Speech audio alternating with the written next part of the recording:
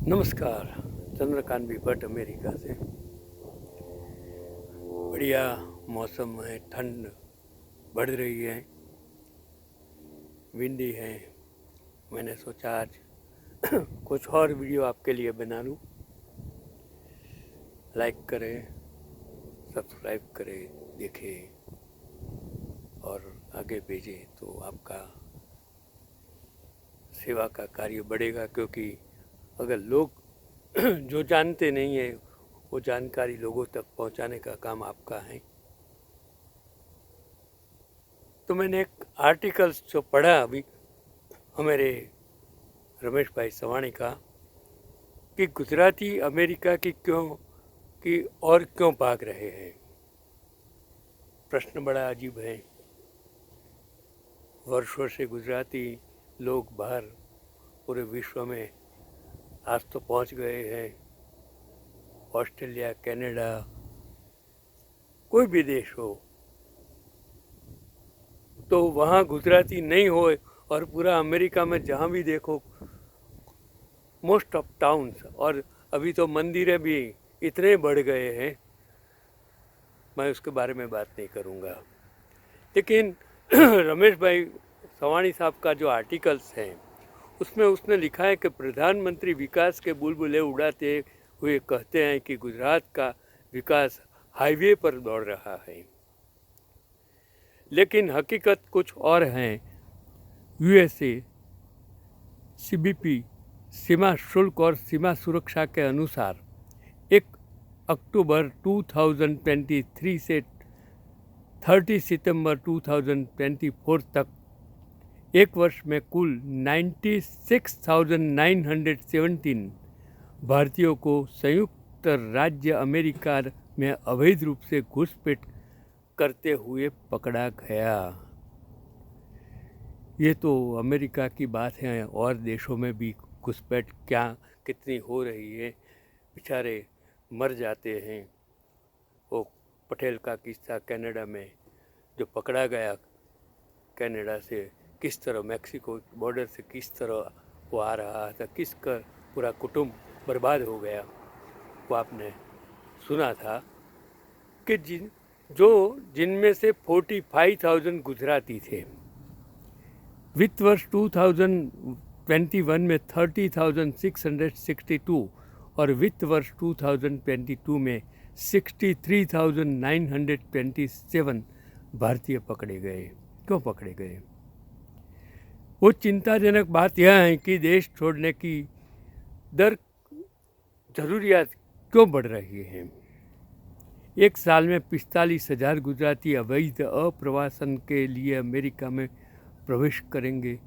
ये सोचने की बात है, समझने की बात है। क्या वे गुजरात मॉडल पर भरोसा नहीं करेंगे? स्वार्थ के लिए गुजरात मॉडल का बुलबुला बनाया और मीडिया के माध्यम से उस पर लोहा बनवाया, लेकिन गुजरातियों ने इस लोहे के बुलबुले पर कब्जा कर लिया है। फर्जी गुजरात मॉडल का नतीजा भी फर्जी और नकली नोट, नकली टोल, नकली सिंचाई कार्यालय, नकली बैंक शाखा, नकली स्कूल, नकली डिग्री, नकली अदालतें, नकली जज, संक्षिप्त में नकली वायरस खतरनाक हो गया है।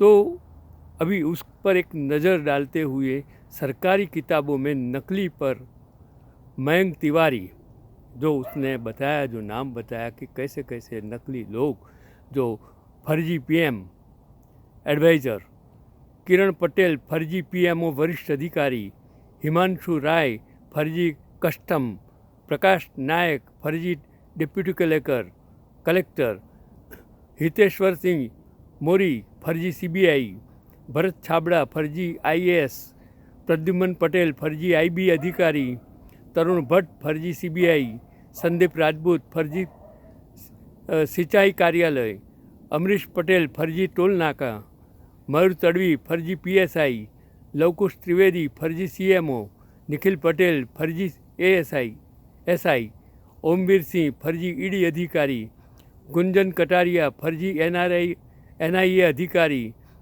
हिराली कोडिया फर्जी कलेक्टर, पुष्पराज राय फर्जी सीबीआई अधिकारी, नेहा पटेल फर्जी कलेक्टर, विराट पटेल फर्जी सीएमओ, संजय राज फर्जी पीएमओ अधिकारी, निकुंज पटेल फर्जी सीएमओ अधिकारी, सेमम मोरिस फर्जी जज, प्रवीण सोलंकी फर्जी सेना कप्तान।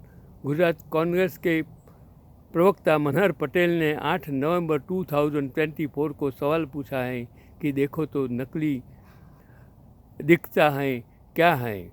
नकली गुजरात मॉडल का असर नहीं है। गुजरात के होनहार छात्र और व्यापारी सुरक्षित भविष्य के लिए गुजरात क्यों छोड़ रहे हैं? यदि गुजरात मॉडल सफल हैं तो वे मातृभूमि में क्यों नहीं रहते? क्या डबल इंजन सरकार गुजरात मॉडल को ज़मीन पर उतार पाएगी? ये रमेश भाई सवाणी का प्रश्न है। आपको सोचने की ज़रूरत है कि 30 से ज़्यादा सालों से जो पक्ष सत्ता में हो और वो पक्ष सत्ता में बढ़िया बहुमत के साथ काम करता हो, तो गुजरात की शिक्षण व्यवस्था क्यों ख़त्म हो गई? क्यों ऐसे नकली लोग, नकली बैंक, ये सब कुछ क्यों हो रहा है? किस तरह हो रहा है? किस पनाह से हो रहा है? वो आपको सोचने की ज़रूरत है। और दूसरा भी एक आर्टिकल समझने की ज़रूरत है जो उन्होंने लिखा है कि क्या नोटबंदी देश के लिए थी या सत्ताधारी पार्टी के निजी हित के लिए थी? मुद्रीकरण नोटबंदी 7 साल पहले 8 नवंबर 2016 को प्रधानमंत्री नरेंद्र मोदी द्वारा की गई थी। 500 और 1000 रुपये के नोट बंद कर दिए गए। विमुद्रीकरण के पीछे तर्क यह था कि काले धन को समाप्त करने, नकली नोटों को चलन से हटाने, आतंकवादियों की वित्तीय श्रृंखला को तोड़ने के लिए यह जरूरी था, जो कारण उस वक्त उस सरकार ने बताया था, मोदी साहब ने खुद ने बताया था। तो सबसे बड़ा सवाल ये है कि क्या 2016 के बाद देश में काले धन का चलन खत्म हो गया है? नकली नोट बंद हो गए हैं? क्या आतंकवादी गतिविधियों को बढ़ावा मिला है या घट गए हैं? केंद्रीय वित्त मंत्री 1 अगस्त 2022 को लोकसभा में एक लिखित बयान में कहा गया कि 2016 में 2000 रुपये के 2272 नकली नोट जब्त किए गए, जबकि 2017 में 74,898, 2018 में 54,776, 2019 में 90,566, 2020 में 2,44,834 नकली नोट पकड़े गए हैं। ये आर्टिकल जो मैंने रमेश भाई सवाणी का पढ़ा है वो मैं आप तक पहुंचाने की कोशिश करता हूं। जो फिगर, जो चीज़ उन्होंने लिखी थी फेसबुक पर, वो मैं आपको पहुंचाता हूं। सोचने का काम आपका है, समझने का काम आपका है, आपका देश है, आपकी आने वाली पीढ़ियां हैं, तो उसको किस तरह बचाना है या नहीं बचाना वो आप पर छोड़ देता हूँ। नोटबंदी के बाद असली नोटों की संख्या 107 गुना बढ़ी। नोटबंदी के बाद एक नोट छापने की लागत आई 7,965 करोड़ रुपये। अगर नोटबंदी नहीं की गई होती तो ये पैसा विकास कार्यों में इस्तेमाल होता। दूध, आटा, छाछ, दही, पेंसिल, नोटबुक पर जीएसटी लगाने की ज़रूरत नहीं होती।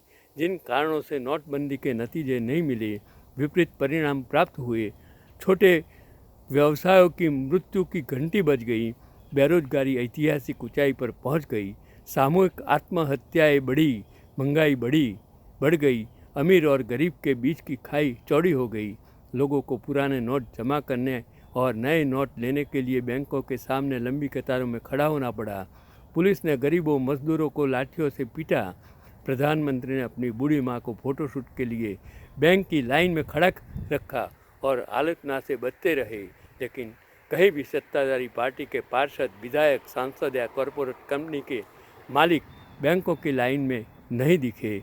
सबसे बड़ा सवाल यह था कि नोटबंदी देश के लिए थी या सत्ताधारी पार्टी के निजी हित के लिए थी। वो नोटबंदी किस वजह से थी, उसका कारण आज तक पूरा देश, पूरी दुनिया जान नहीं सकी है। समझना आपको है। अगर देश चलाना है तो देश के गरीब लोगों के लिए इकोनॉमी जानने वाला, समझने वाला इंसान चाहिए, जो गरीबों को समझ सके, जो इकोनॉमिक को समझ सके। मैं जब बीए करता था तो प्रोडक्शन, पॉपुलेशन, कॉस्ट, ये सब रिलेटेड हैं। आज के ज़माने में प्रोडक्शन, पॉपुलेशन, कॉस्ट का कोई हिसाब ही नहीं रहा है। जो इंसान खुद पढ़ा लिखा नहीं है, जो लोग पढ़े लिखे नहीं हैं, वो सत्ता में आते हैं। और ऐसे 5, 6, 7, 8, 10 चौपड़ी तक पढ़े लोग जब सत्ता में आते हैं, गृह मंत्री बन जाते हैं, नाणा मंत्री बन जाते हैं, शिक्षण मंत्री बन जाते हैं, तब देश की हालत क्या होगी। आज 75 साल की लोकशाही के बाद अगर गुजरात में अगर अनपढ़ लोग सत्ता में इलेक्ट होके आते हैं तो ये गुजरात मॉडल क्या है। क्या इतने पढ़े लिखे लोग क्यों राजकारण में नहीं आते हैं, उसका वजूद आपको ही जानना है, आपको ही समझना है। क्या ये गुजरात इतना गुजरात और गुजराती इतने वीक हैं कि एक ही पक्ष, और जब वो पक्ष में इलेक्टेड एमपी एमएलए बिक जाएंगे तो देश में ईमानदारी कैसे रहेगी, भ्रष्टाचार से कैसे देश मुक्त होगा। जब मूढ़ीवादियों के सहारे एमपी एमएलए को खरीदा जाएगा तब देश की लोकशाही किस तरह बचेगी, किस तरह टिकेगी, और कौन विपक्ष होगा जो ईमानदारी से काम कर सकेगा।